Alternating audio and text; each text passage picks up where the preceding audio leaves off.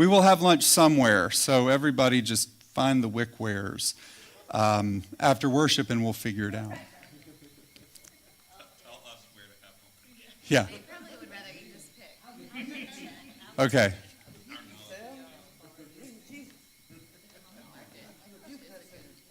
Okay. Just one of many distractions in this life that can't keep us from the word. Matthew 16, Jesus told his disciples, "If any wish to come after me, let them deny themselves and take up their cross and follow me. For those who want to save their life will lose it, and those who lose their life for my sake will find it. For what will it profit them if they gain the whole world but forfeit their life? Or what will they give in return for their life?" Have y'all heard about these billionaires who want to live forever? They're putting their billions into this project because the next problem waiting to be solved is death.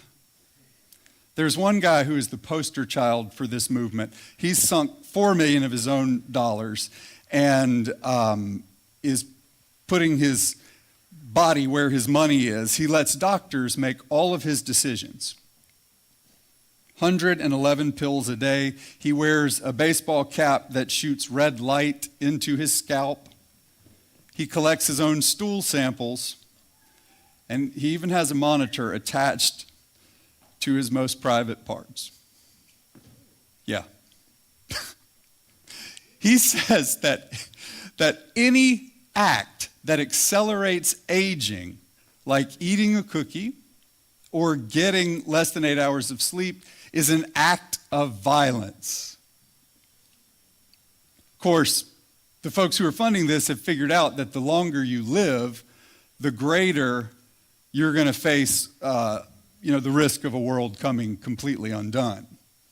That's why some of them are also planning for us to inhabit Mars.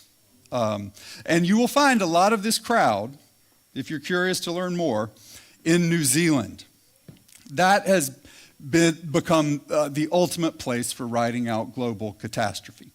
There are companies who provide insurance for the collapse of the United States. One of their taglines, "We're here to provide peace of mind solutions." Bunkers in New Zealand. Peter Thiel is one of the backers of all this longevity stuff.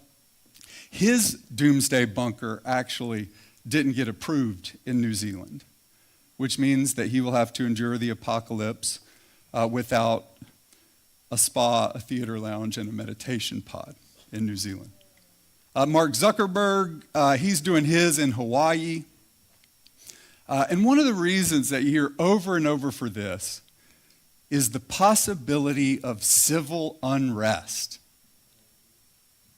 How great is that Zuckerberg is hiding from a problem that he helped create? It's the levels of hilarity, they're unending. More of these folks than you would think are Christians. In fact, there's been something of a great awakening in Silicon Valley. You used to not say really out loud that you were a Christian. Now people are shouting it from the rooftops. And people are paying attention because Peter Thiel and others are billionaires. It's like when I was in high school, and if you wanted people to get saved, you'd have a football player talk about the gospel. Thiel says that his Christian faith is at the center of his worldview. He's one of the first to get behind Trump and introduce J.D. Vance to Trump. Christianity, the Christian faith, is the center of his worldview, and he's very public about it. But then he says confusing things like Christianity always takes the side of the victim. Not arguing for that, he actually connects it to wokeism. Elon Musk said, I believe the teachings of Jesus are good and wise. I am a big believer in the principles of Christianity. One of the admirers of Peter Thiel says that when he tries to offer solutions, he turns to the Christian value of hope. There was an example I found when learning about this of a person who manages now $6 billion in assets. But it was really hard to come up with that money. But I read that the fund's Christian founder maintained faith in the face of struggle. She succeeded because her Christianity gave her hope. This kind of suffering is not what Paul had in mind when he said, I consider the sufferings of the present time not worth comparing with the glory about to be revealed to us. So you're connecting the dots. This Christianity is very friendly to the ambitions of its professors. This direct quote, had to read it twice. You have a duty as a founder of companies to make really good products and get them into people's hands. You are making God real in people's lives when they experience that. Of all the ways that Christianity is being hijacked, all of this has got to take the cake. Live forever. Solve the problem of death. One of the advocates of all this science, to live forever, said providing this gift to humanity will provide glory to those who deliver it. How sad is this? What will it profit them if they gain the world and forfeit their life? It is sad, but I got to tell y'all, I have not been so tickled in a long time. Maybe I shouldn't laugh, but I can't help it. It's unbelievable. Perpetua and Felicitas died in 2003, not 200 years after Jesus. Perpetua was newly married. The account of her life says she comes from a good family and upbringing. She was 22 years old when she died and had an infant son that she was still nursing. Felicitas was pregnant when she was arrested. She was in her 8th month. And Perpetua and Felicitas and some of their friends had been on trial because they refused to make an offering for the welfare of the emperor. And they were sentenced to a public death at the hands of bears and a leopard and, interestingly, a cow. Her comrades in martyrdom, the account of Perpetua and Felicitas, it tells us, her comrades in martyrdom were saddened because Felicitas was pregnant. And they weren't allowed to kill pregnant people. They said that they were afraid they would have to leave behind so fine a companion to travel alone on the same road to hope. The road to hope being their death. They wanted her to be there too, so they prayed about it, and it says right then she went into labor, and she was able to join them. Now, Perpetua, who wrote down her account up until when she couldn't, her father kept coming to visit her. Multiple visits, begging and crying. At one point, she said he tore the hairs out of his beard and threw them on the ground, begging her to just offer the sacrifice. And she says, Father, do you see this vase here, for example, or water pot or whatever? Yes, I do, her father said. And I said, could it be called by any other name than what it is? And he said, no. And she said, well, so too I cannot be called anything other than what I am, a Christian. She says, at this my father was so angered by the word Christian that he moved towards me as though he would pluck my eyes out. Her brother didn't fare better. He came to her and said, "Perform the sacrifice. Have pity on your baby." This was at the time when Perpetua was baptized. She had a vision where she learned that she wasn't really going up against beasts. She was going up against the devil. She was very casual about all this. When she came to the end of her account of everything that led up to it, she said, "Yeah, that's what I did until the eve of the contest. What happens at the contest, if somebody else wants to write it down, that's fine." That was her sign-off. And so she suffered. She was beaten, and her friends. Their last meal, they celebrated not a banquet, it says, but a love feast.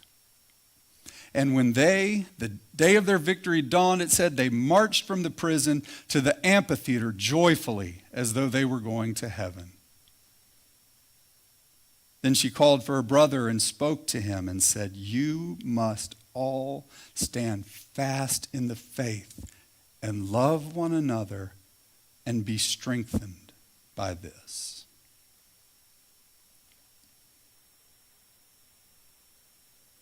The Apostle Paul wrote, "I am at home in the body. While I'm at home in the body, I am away from the Lord. I walk by faith, not sight. I would rather be away from the body and at home with the Lord. So whether I'm at home or away, I just want to be pleasing to him." Christ will be exalted now and always, Paul writes, in my body, whether by life or death. For to me, living is Christ and dying is gain. If I'm to live in the flesh, that means fruitful labor for me, yet I can't say which one I'll choose. I'm torn. I'm hard pressed between the two. My desire is to depart and be with Christ, for that's better, but to remain in the flesh is necessary for y'all.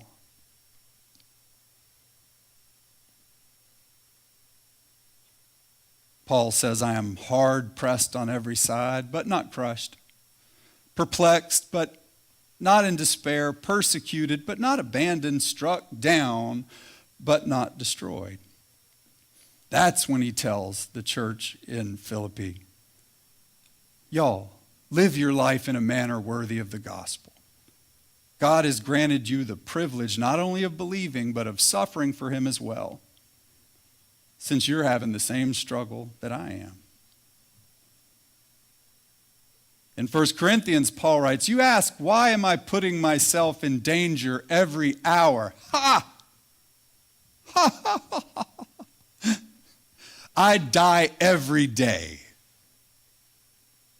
If I fought with the wild animals at Ephesus with a human perspective, what would I gain from it? If the dead are not raised, let us eat and drink, for tomorrow we die." Woohoo! Then he said, "Death has been swallowed up in victory. Where, O death, is your victory? Where, O death, is your sting?"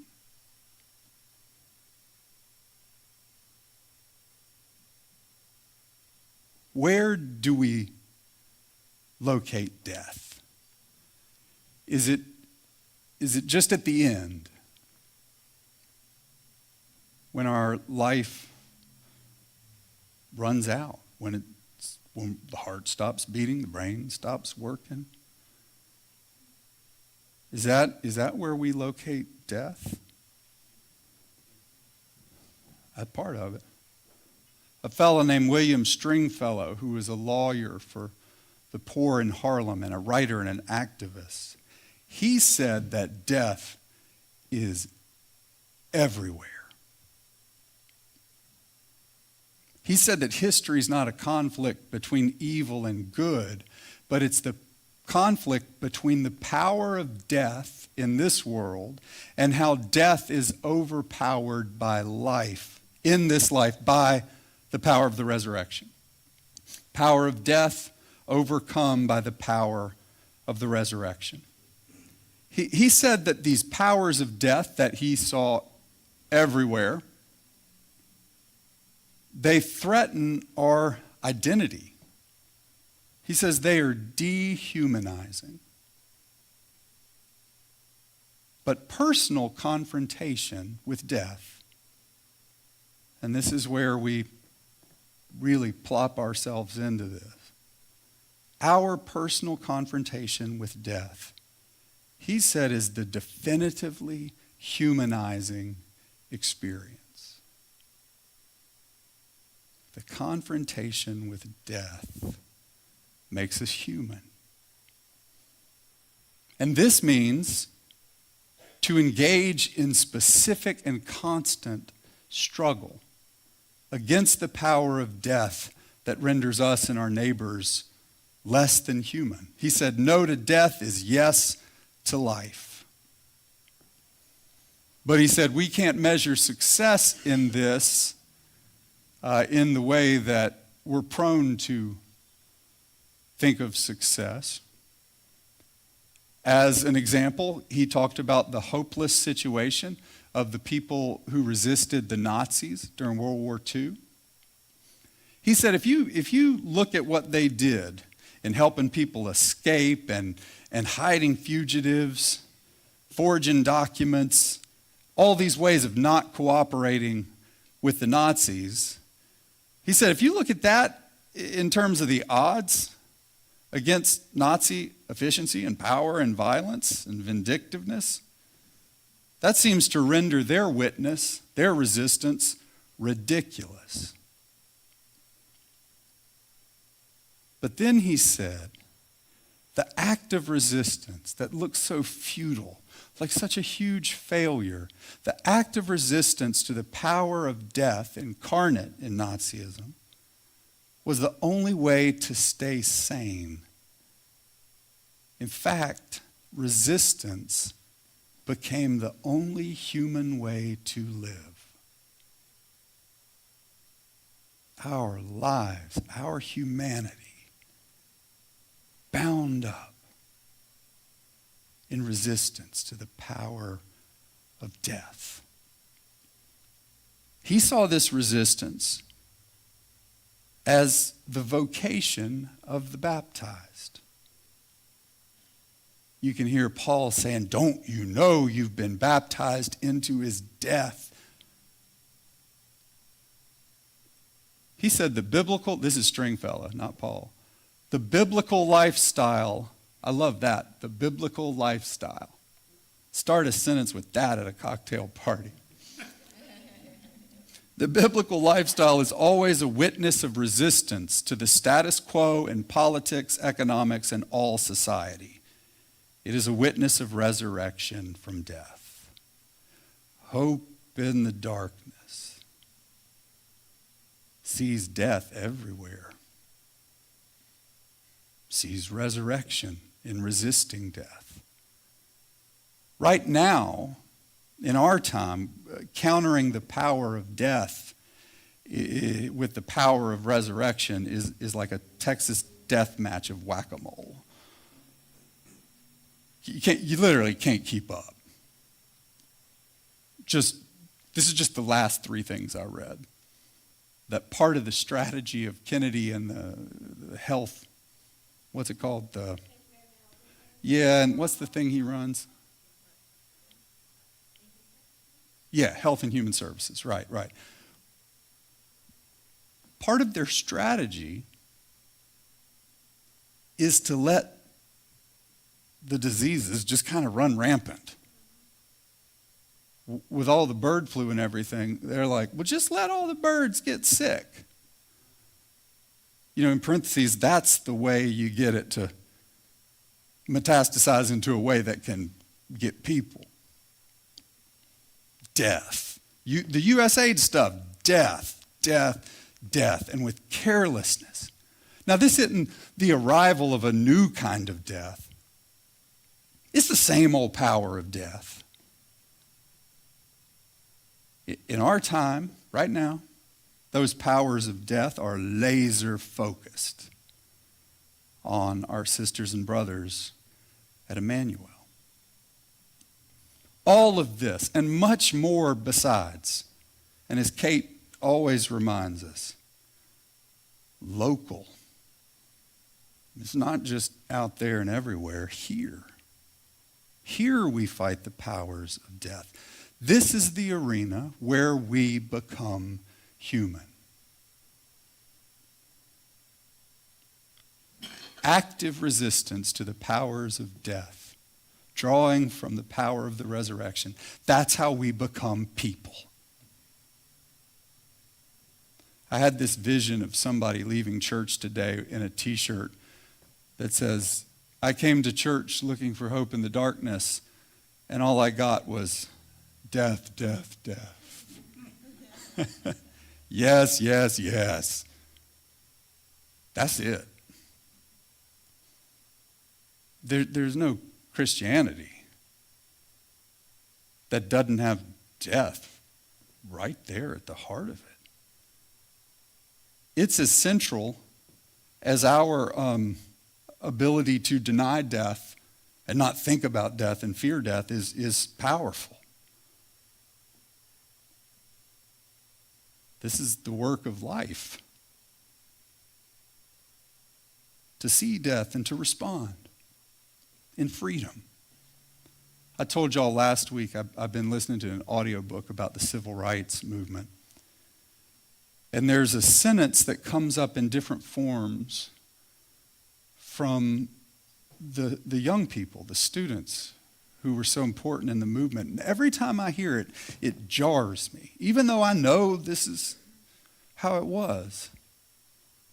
Where I am in the book now, more and more students are saying, I am ready to die. And they were doing it like Perpetua and Felicitas. They were not, okay, I'm ready to die. They were like, I'm here because I am ready to die. They didn't want to die, but they were ready to die in resistance to the power of death. I watched Dr. King's last speech a few days ago. That's the one where he said, like anybody, I would like to live a long life. Longevity has its place, but I'm not concerned about that now. I just want to do God's will.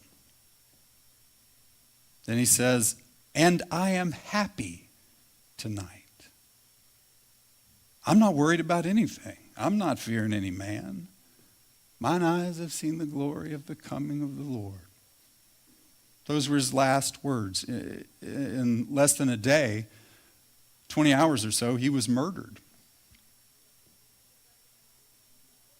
But reading Paul and Perpetua and Felicitas,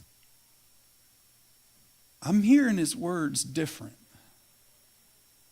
If you've ever seen that speech, he is clearly exhausted. They kind of have to help him sit down, and he just falls into his chair. But is there something kind of casual in the way of Perpetua and Felicitas and Paul? Yeah, like anybody, I want to live a long time. That's got its place, but I'm not worried about that. I just want to do God's will, which he was. Everybody forgets that the crowds had thinned out for Dr. King. People who were with him weren't with him in the same way. He was in Memphis fighting the powers of death for sanitation workers. When Dr. King started talking about money, things changed. I think that's why people who, don't really like what he was about, it's all just confined to that I have a dream, and not the color of their skin, but the character and all that.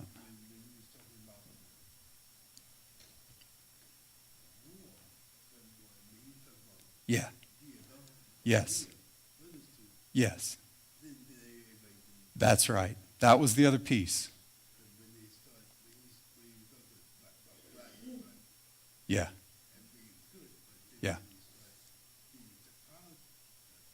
Yes. Yeah. Money and war. When he starts preaching about that, people just start dropping away. That last night, though, he says, I'm happy. He didn't look happy.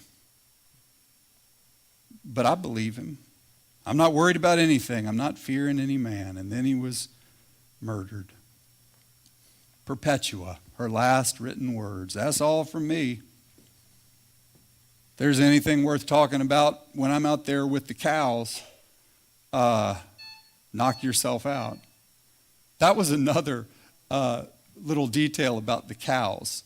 They brought in a heifer to kill Perpetua because they thought a female animal should kill a woman for some reason.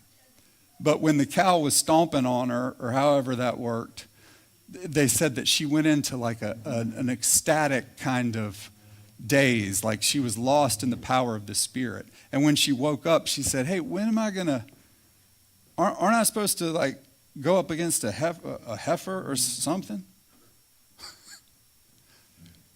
Y'all, it is wild the way that people approach death from the power of the resurrection.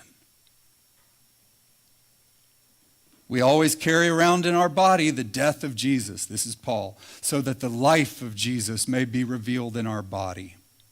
For we who are alive are always being given over to death for Jesus' sake, so that the life of Jesus may be revealed in our mortal body.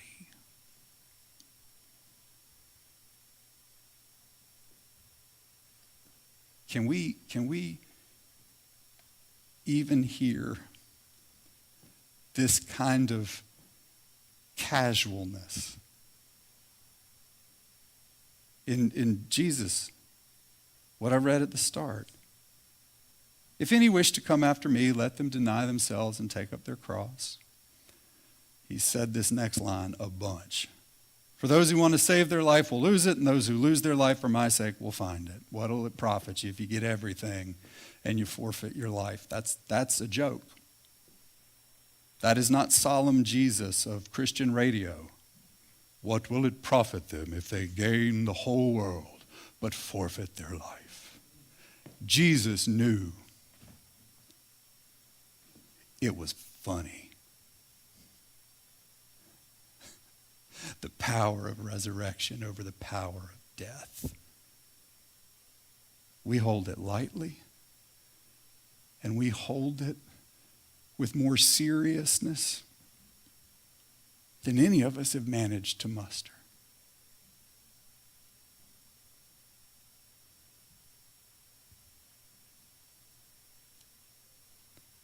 May God teach us and help us to become human in the way of Jesus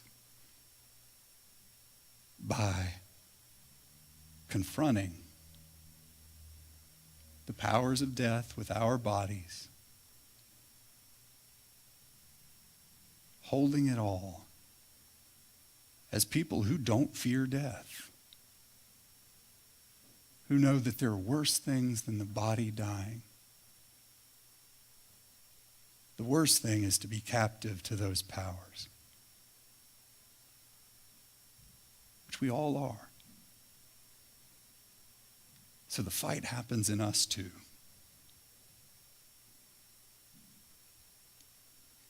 Let's pray.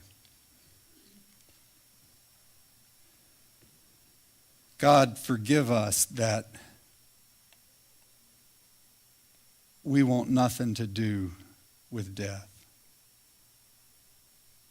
Forgive me when I click so fast on those articles that say 5 exercises that will help you live longer. Give us the life that is really life. Make us people who live from the power of the resurrection and witness to that power.